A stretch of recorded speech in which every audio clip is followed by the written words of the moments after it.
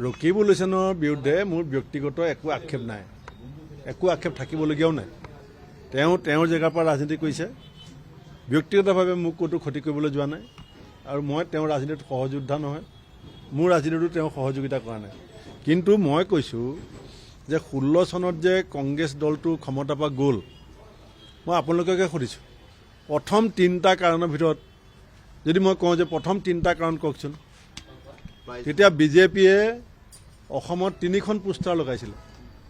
তাৰে এখন পোষ্টাৰত এটা গঁড়ৰ কটা মূৰটো 2 ফুট দূৰত পৰি আছে, গঁড়ৰ দেহটো এফালে পৰি আছে, ইমান তেজাল ফটো, তেজখিনি বাগৰি গৈ আছে আৰু তৰুণ গগৈয়ে ৰকিবুলৰ কাণত হাতখন দি পেলাই হাঁহি আছে। সেইখন আছিলে 16 চনৰ ফটো। দল বিধ্বস্ত হ'ল।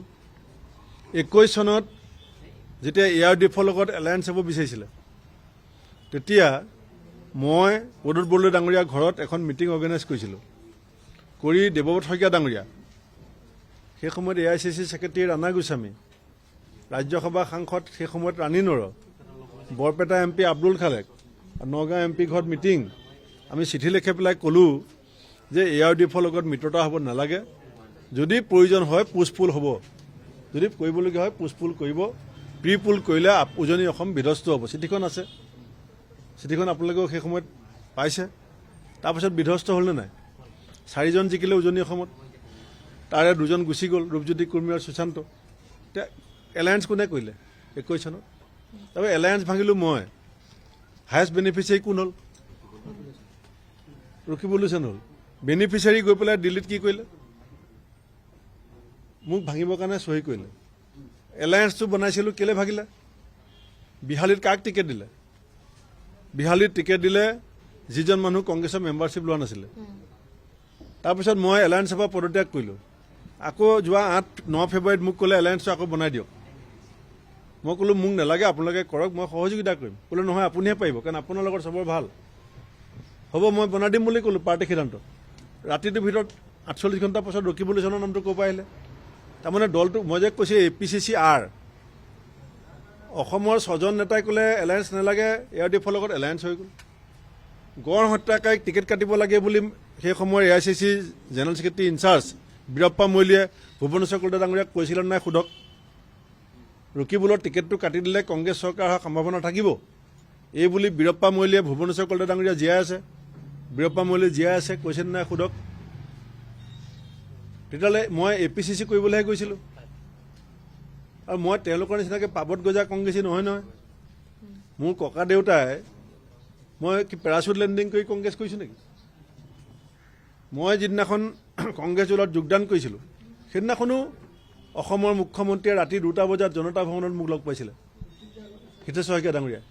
ৰাতি 2টা বজাত মুখ্যমন্ত্ৰী নাথাকে, কিন্তু মই ডিব্ৰুগড়ৰ পৰা এখন এম্বেচাডৰ লৈ আহিছিলোঁ। এম্বেচাডৰখন লৈ আহোঁতে ৰাস্তাত অলপ কাৰিকৰী বিজুতি হ'ল, মই আহি পোৱাত দেৰি হ'ল। ৰাতি 2টা বজালৈকে অসমৰ মুখ্যমন্ত্ৰী হিতেশ্বৰ শইকীয়া ডাঙৰীয়া জনতা ভৱনত মোৰ কাৰণে ৱেইট কৰিছিলে। এইটো মোৰ কাৰণে গৌৰৱ বা সৌভাগ্য বুলি কোৱা নাই, মই ইতিহাসটো কৈছোঁ। পাণ্ডু অধিৱেশনত 1926 চনত দেশভক্ত তৰুণৰাম ফুকন ডাঙৰীয়াৰ চিঠি মই আপোনালোকক দিম সময়ত। মই কিতাপ এখন লিখি আছোঁ, গৰু গাড়ীৰ পৰা হেলিকপ্টাৰলৈ। মই মোৰ জীৱনত প্ৰথম উঠা গাড়ীখন হৈছে গৰু গাড়ী, ককা দেউতাৰ গৰু গাড়ীত উঠিছোঁ। আমাৰ গাঁৱলৈ গাড়ী গ'লে আমি পিছে পিছে দৌৰোঁ।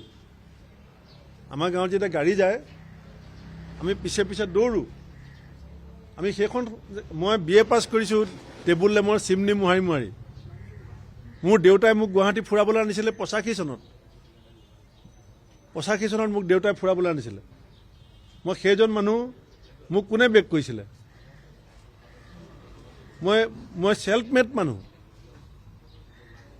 মই কোনো, মোৰ দেউতাই MV স্কুলৰ হেডমাষ্টাৰৰ ল'ৰা APCC প্ৰেচিডেণ্ট হ'ব, সেইটো তেওঁলোকে সহ্য কৰিব নোৱাৰে, কাৰণ তেওঁলোক মন্ত্ৰী, মুখ্যমন্ত্ৰী ল'ৰা। তেওঁলোকে মোক সভাপতি মহোদয় বুলি নকয়, মোৰ নাম কাঢ়ি মাতে।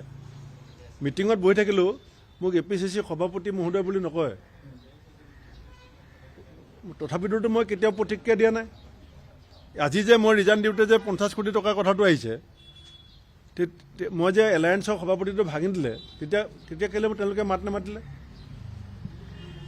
আৰু 50 কোটি টকা যদি দিয়ে মই ল'ম। মই পীযুষ হাজৰিকাকো কৈছোঁ, মই 50 কোটি টকা যদি বিজেপিয়ে দিয়ে মই ৰাজহুৱাকৈ কৈছোঁ মই ৰাজহুৱাকৈ ল'বলৈ সাজু আছোঁ, কাৰণ মোৰ এটা সপোন আছে। মোৰ দেউতাই 13 বিঘা মাটি ৰাজহুৱা স্থান কৰি ৰাখিবৰ কাৰণে হাতত লাঠি ল'বলগীয়া হৈছিল। মোৰ দেউতাৰ 3 দিন লকাপত আছিলে।